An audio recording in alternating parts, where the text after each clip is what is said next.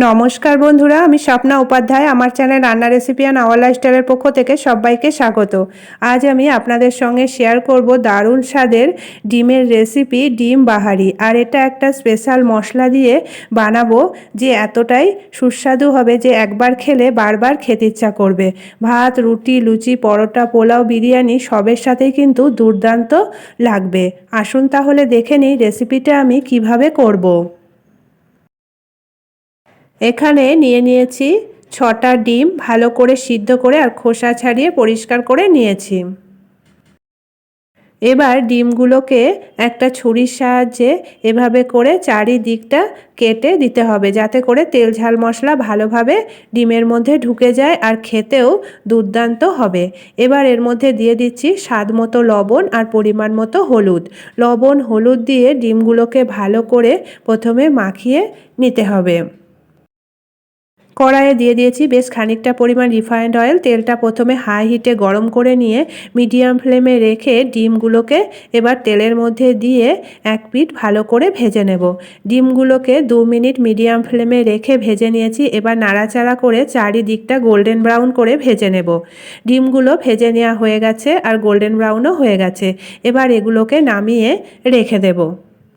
ডিমগুলোকে ভাজার পরে দেখতেও কিন্তু খুবই সুন্দর লাগছে।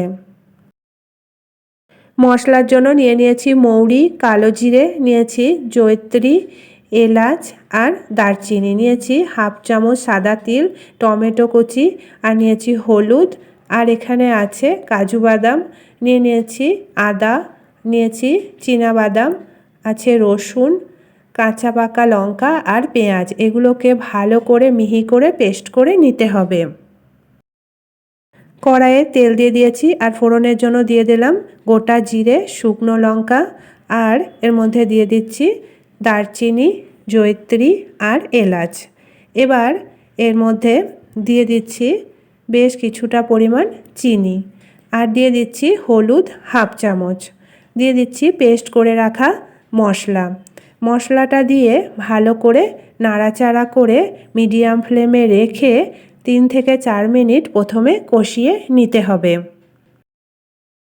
এবার এর মধ্যে দিয়ে দিচ্ছি স্বাদ মতো লবণ আর দিলাম গরম মশলার গুঁড়ো বেশ খানিকটা পরিমাণ, দিয়ে দিচ্ছি এখানে জিরে গুঁড়ো হাফ চামচ আর দিয়ে দিচ্ছি ধনে গুঁড়ো হাফ চামচ, দিয়ে দিচ্ছি এখানে বেশ কিছুটা পরিমাণ পোস্ত।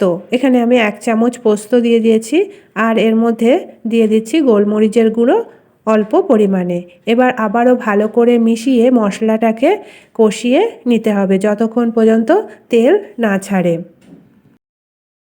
মশলাটা ভালোভাবে কষিয়ে নিয়েছি। এবার দিয়ে দিলাম কাসৌরি মেথি বেশ কিছুটা পরিমাণ। এবার এর মধ্যে দিয়ে দিচ্ছি পরিমাণ মতো জল। মশলা থেকে তেলও ছেড়ে দিয়েছে। এবার জল দিয়ে এটাকে হাই হিটে ফুটতে দেব। ঝোলটা হাই হিটে ফুটে উঠেছে আর অনেকটা ঘনও হয়ে গেছে। এবার দিয়ে দিচ্ছি ভেজে রাখা ডিমগুলোকে দিয়ে আবারও হাই হিটে এটাকে বেশ কিছুটা ফুটতে দিয়ে ঘন করে নিতে হবে। এবার এর মধ্যে দিয়ে দিলাম বেশ কিছুটা পরিমাণ ধনেপাতা কুচি, তাতে করে একটা সুন্দর স্মেল আসবে আর খেতেও ভালো লাগবে। এভাবে যদি আপনারা আমার মতো করে মশলা দিয়ে আর এভাবে করে কষিয়ে ডিমটাকে রান্না করেন তাহলে কিন্তু খেতে এতটাই দুর্দান্ত হবে যে একবার খেলে বারবার খেতে ইচ্ছা করবে। এবার এটাকে একটা প্লেটে নামিয়ে নিচ্ছি। আপনারা চাইলে আমার মতো করে এরকম স্পেশাল মশলা দিয়ে যদি ডিম বাহারি বানান তাহলে যে একবার খাবে আপনার কাছে বারবার খাওয়ার জন্য অনুরোধ করবে এই রেসিপিটা। ভাত, রুটি, লুচি, পরোটা, পোলাও, বিরিয়ানি সবের সাথে কিন্তু দুর্দান্ত লাগে। রেসিপিটা যদি আপনাদের ভালো লেগে থাকে তাহলে লাইক, শেয়ার, কমেন্ট করবেন। আর আমার চ্যানেলকে এখনও যারা সাবস্ক্রাইব করেনি প্লিজ সাবস্ক্রাইব করে নেবেন। আর আমার ফেসবুক পেজটি প্লিজ ফলো করে নেবেন। আজকের মতো এটুকুই। আবার দেখা হবে আগামী নতুন পর্বে।